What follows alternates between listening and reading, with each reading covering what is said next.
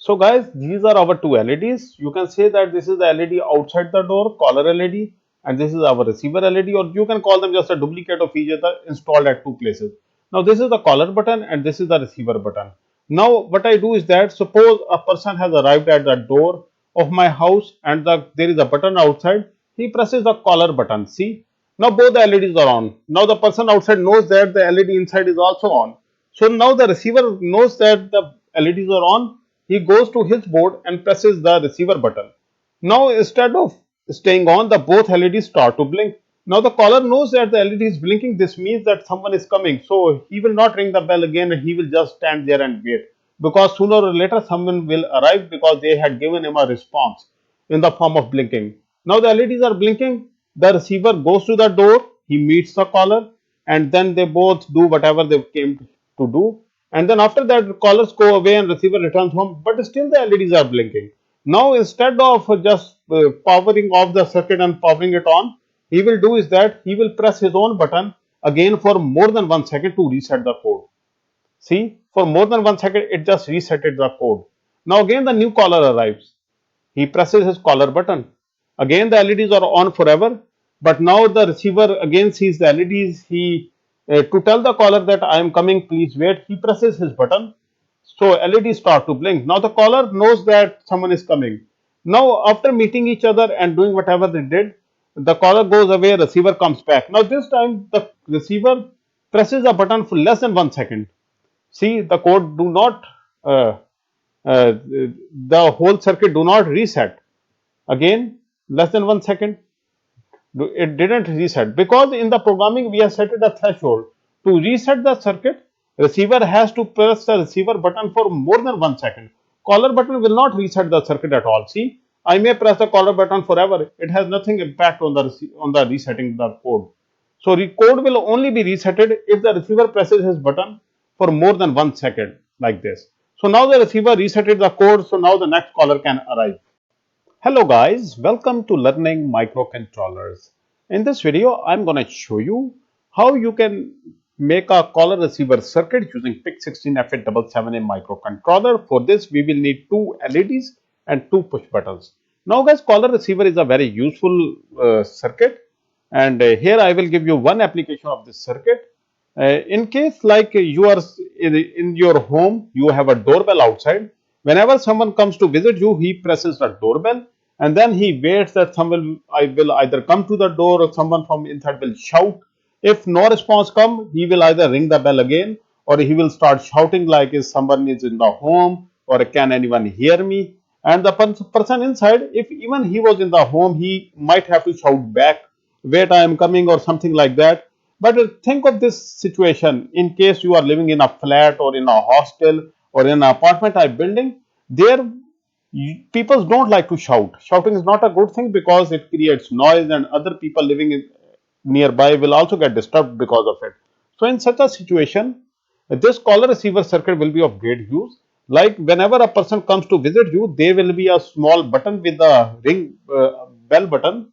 He will ring the bell, then he will press that small caller button, push button. Once he press the button, there will also be an LED installed right next to it. That LED will turn on. Now similarly, a duplicate of that LED will also be installed inside the house as well for the receiver. And once the caller presses the LED button, the LED outside and inside both will turn on. Now the receiver inside knows that the LED is on. This means someone is at that door. So now to make the other person to understand without shouting that he is coming, he will press the receiver button. Once he press the receiver button, the LEDs, both the LEDs will start to blink. Now this means that the person outside knows that the LED is blinking, so he had got his response. Now he knows that he don't have to shout, he don't have to ring the bell again. He knows that the person inside is getting ready to come to the door. So he will come to the door sooner or later. So guys, in this way, this receiver caller circuit will work for this application. You may find other applications as well. So let's get started with this. So guys, this is our PIC16F877A microcontroller having 40 pins. It's a DIP version.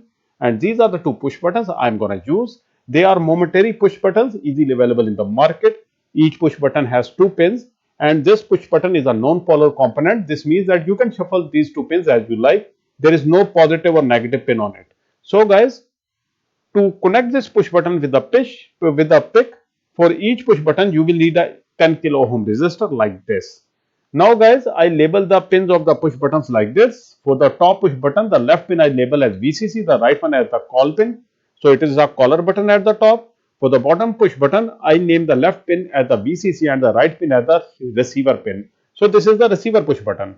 So guys, you common the VCC pin of both the push buttons and then you send it to the common VCC supply of the PIC. Now guys, for the caller button at the top, I will connect it to the one end of the 10 kilo ohm resistor like this. Now guys, from the same pin, you will take out your output. You can use any available digital input output pin of the PIC. I'm going to use the pin number C0, that is pin number 15 of the PIC16F877A microcontroller like this. Then guys, from the other end of the caller's 10 kilo ohm resistor, you will connect it to the ground like this. Now guys, for the receiver button, from the receiver pin, connect it to the one end of the 10 kilo ohm resistor like this. Now from the same pin, you will take out your output, use any available digital input output pin. I'm going to use the pin number 16 of the PIC, that is pin number C1 like this. Now guys, from the other end of this 10 kilo ohm resistor of the receiver, you will connect it to the common ground like this. In this way, our both the buttons are connected. C0 is the caller button and C1 is the receiver button. Now guys, for the LEDs, this is one LED that I am going to use. We will need two LEDs, but right now this is one LED. As you can see that LED has two pins, one is longer, one is shorter. So guys, the longer pin is always the power pin and shorter pin is always the ground pin. Remember, LED is a polar component, you cannot shuffle these two pins. Longer is always the power and shorter is always the ground. Now guys, you connect the ground pin directly with the ground of the PIC like this. For the power pin, you will need a 220 ohm resistor. You can use any resistor from 100 ohm to 500 ohm value. The higher the value of the resistor, the dimmer the LED will go. So 220 is the ideal value. I suggest you also use the 220 ohm. Now you connect the power pin to the one end of the 220 ohm resistor like this. From the other end of the 220 ohm resistor, you can send it to any available digital input output pin. I am going to use the pin number B5 of the PIC like this for this. Now guys, for the other LED, so B5 I call it as a caller LED. So C0 is a caller button and B5 is a caller LED. Now for the receiver LED like this, I'm going to connect it to, remember that we are only going to duplicate this LED. If you use a transistor or some other electronics, you can simply connect this LED in parallel here. That will do fine. But PIC's voltage will not be enough to blink both the LEDs bright enough. So if you are not going to use any resistor or anything like that, then remember that our PIC has a lot of pins. So we simply use another pin for this. So these are just, you can say, duplicate. Both LED will do exactly the same function. We will program it in such a way. Now guys, as you can see that other LED also has two pins. One is power, one is ground, and for that we also need a 220 ohm resistor. Connect the power pin to the one end of the 220 ohm resistor. Then from the other end of the 220 ohm resistor, you can send it to any available digital input output pin. I'm going to use the pin number B6 for this like this. So guys, now the ground pin of the other LED will go to the common ground like this.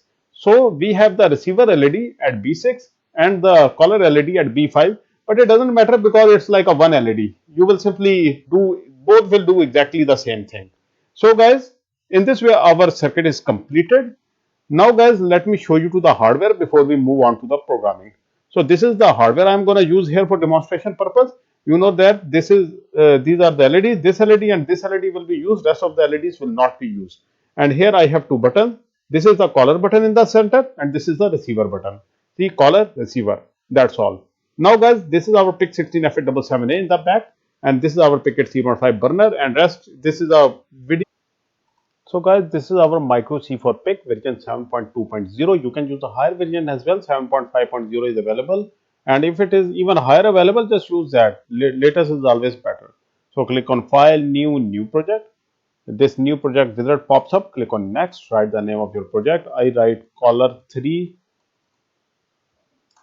receiver 3, tutorial learning microcontrollers, and select the path where you want to store the hex and other micro C4 PIC files. PIC16F877A is the one I am using, and 20 megahertz is the crystal I am using. I click on Next and finish. So guys, before doing anything else, press Ctrl S to save your work. Okay, the work is saved. Now guys, the next thing is, first of all, we initialize our LEDs. One LED is at tris B.F5, B5 pin, turn it 0. Like in case of an Arduino, you write pin mode output. So in case of a PIC, it's tris register and output means 0 and input means 1. Now the initial state of the LED must be 0. The LEDs initially must be off, equal to 0. So initially this LED is off. Like in case of Arduino, you write digital write command. Here you use this command. 0 means low, 1 means high. So give some initialization delay. This is not necessary, but I suggest you always give it in the one time loop like this.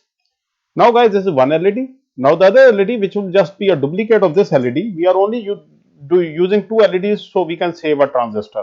If you have a transistor, you can simply use one LED and then you will use a transistor to connect LEDs in parallel, as many as you want. So guys, in this way, both the LEDs are initialized. Now we initialize the collar button, that is at pin number C0, tris C.F0 equals to 1. Now see the difference. For the LED pin, the pin must be at output state. So we gave a 0 here for the tris B. Now for the collar button, it's a button. So LED must be at an input state. So we gave 1. So tris C.F0 equals to 1. This is called collar button. So 1 means it's an input and 0 means it's an output. Now the initial state of the button C.F0 equals to 0. Why 0? Because go to the schematic, see that here this 10 kilo ohm resistor is connected at the grounding end. Whenever the 10 kilo ohm resistor is at the grounding end with the push button, always remember that that button is going to send a 1 whenever it will be pressed. So in our case, the 10 kilo ohm resistor is at the grounding end. So whenever this button will be pressed, a 1 will be sent. If a 1 is to be sent when the button is pressed, so initially the button must be at the opposite state, that is 0. That's why it's at 0. So give some initialization delay here. Now copy it for the receiver button and paste it here. Make it receiver, and receiver button is at pin C1 like this. Now guys, we got our two buttons initialized and our LEDs initialized. Now we go forever loop. Write down while 1 forever loop starts here and ends here. Now guys, the next thing is we write down, see, nothing is happening here. What happened is that a person comes to the door, he is our caller, he presses the caller button. So both the LEDs will turn on. So the LEDs turn on. Now the receiver knows that the LEDs are on. So what happened is that caller presses the caller button, port C.F0 double equal to 1, that the caller has pressed his button. Now because of some static shock and some other phenomena, the button may get pressed itself. So for that we give some debouncing delay, that if the button is pressed for more than 50 milliseconds, only then it will check again. If the button is still pressed, only then it will consider it to be pressed, as it will not consider it to be pressed if it is being pressed by dust particles or other thing. So whenever a human hand just presses a button, like it's just a push button, it's just a small tick, tick, tick, tick. That tick takes more than 150 milliseconds. So 50 milliseconds is more than enough debouncing delay. So if the button is being pressed for more than 50 milliseconds by the caller, then both the LEDs will turn on. So B5 and B6, these are at 0 at the initially. So B5 will turn 1 and our second LED B6 at B6 will also turn on. They are just duplicates of each other. See, both the LEDs are on now, but they are on for how long? They will remain on forever. So we use a forever loop here like this. Now these LEDs are on forever. I give it a comment, caller forever end like this, for EVER like this.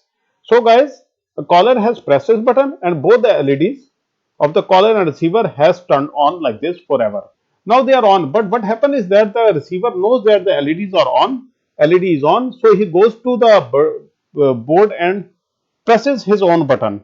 So if receiver, that is port C.F1 double equal to 1, receiver has pressed his button, then again give some debouncing delay here, 50 will do fine.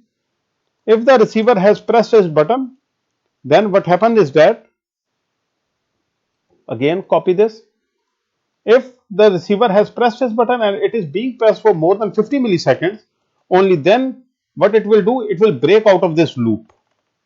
Now, once the receiver presses his button, what happens is that this state of forever loop of the LEDs being on forever is now ended. Now, what happens is that if the receiver button is still pressed, just copy this out of this loop, color loop. Now, if the receiver's button is still pressed, what will happen here? LEDs instead of being on will start to blink. See, there is no delay here. So this will just happen in 4 to 5 milliseconds. LEDs instead of being staying on forever, they will start to blink like this. They will turn on. Then you can set a blinking delay for whatever you want. I will simply set it to be 250 milliseconds. That will be fine. I set it to be 250 milliseconds like this. Then they will turn on, the blinking is done in this way, and then they will turn off for the 250 millisecond like this. Now guys, LEDs are on for 250 milliseconds, then off, and they are doing this forever. Again the forever loop here. Now this time for the blinking of the caller receiver instead of the caller. Now I write here forever caller end. Oh sorry, receiver end. Now this is the receiver end. Now I tell you again what is happening here is that, see that guys, this is our forever loop starting here. A caller comes and presses his button. Once the caller presses his button, both the LEDs turn on, but they are being on forever. But what happens is that the receiver presses his button. What happens? It breaks out of the forever loop of the caller, and then again it checks that if the button is still pressed and that the button has been pressed and button is still pressed, then what it do is that it will take the code into another loop, and this loop is like it's blinking instead of staying on. So instead of staying on, the button is now blinking. So we make this like 10 millisecond, a less debouncing delay here. It will now like move out of this loop in just a millisecond, and then it will go into this loop. And now here it will start blinking. Now it's just blinking forever. Now we have to break out of this loop as well for the next process. Now next process is that like a caller press the button and the receiver, after going to the door, he talked to the caller, he presses button, the LEDs are blinking, now they both are done, the caller has went away, and now receiver returns back and he sees that still the LEDs are blinking. Now he have to bring it back to the original state, and our original state is zero state for the next caller to visit. So now instead of restarting the circuit, what he do is that he will press his own button again. So we just copy this or this. Now the receiver simply presses his own receiver button again to reset the code. For that he presses his button for how long? I set it to be 1000. Like he presses his button for more than 1 second. So again the code will go to the initial state, and the initial state is 0. So this is our main loop where it ends. It ends here. Write down here else both the LEDs are off. So by default both the LEDs will again come back to 0. If no button is pressed, port B.F5 and F6 are off. F5 and F6 both are off if no button is pressed. So this is the forever loop of our receiver, and then it will break out of it. So let's build the code. The code is built. I burn it into the microcontroller to see what happens. I click on write. The new code, oh, I think I didn't selected the file. So we just wait.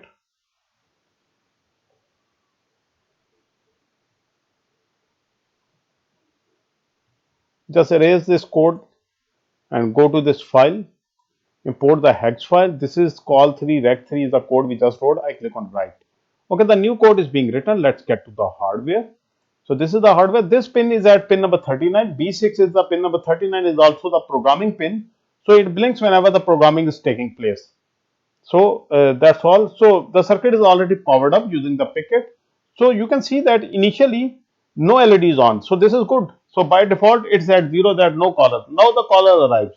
So caller presses his caller button. See, two LEDs turn on. That is our outside LED and that is our inside LED. Both the LEDs are on. Now the receiver sees that the LEDs are on. He will press his button. This is the receiver button. So LEDs now start to blink. Now the caller knows that LED is blinking, so he just have to wait. Someone knows that I'm here and someone is coming to the door. So now both are meet each other, they do their job. Now the caller has went away, receiver comes back, and still the LEDs are blinking. Now to bring it in the original state, we have programmed it in a way that receiver has to press this button for more than 1 second. See, I press it for more than 1 second, this returned to its original state. Now again a new caller comes, he presses his caller button like this, and now the receiver comes, he presses his button for just a tick, that's all. It goes into the receiving state that he knows that the caller is at the door. Now I press this for less than 1 second. See, it don't went away for half a second, still it's blinking. But when I keep it pressed for more than 1 second, it resets. See, it was still not more than 1 second. I have to press it for more than 1 second. Just keep it pressed and then release it. Now it's gone. So to reset the code, you have to press it for more than 1 second. You can play with this code. I will give you this code in a Google Drive link in the description of this video. There will be all the micro C4 PIC file, including the hex file as well. You can play with this code. You can make it 2000, 3000. You can also make improvements in the code. So if you have any questions, you will ask me in the comment section.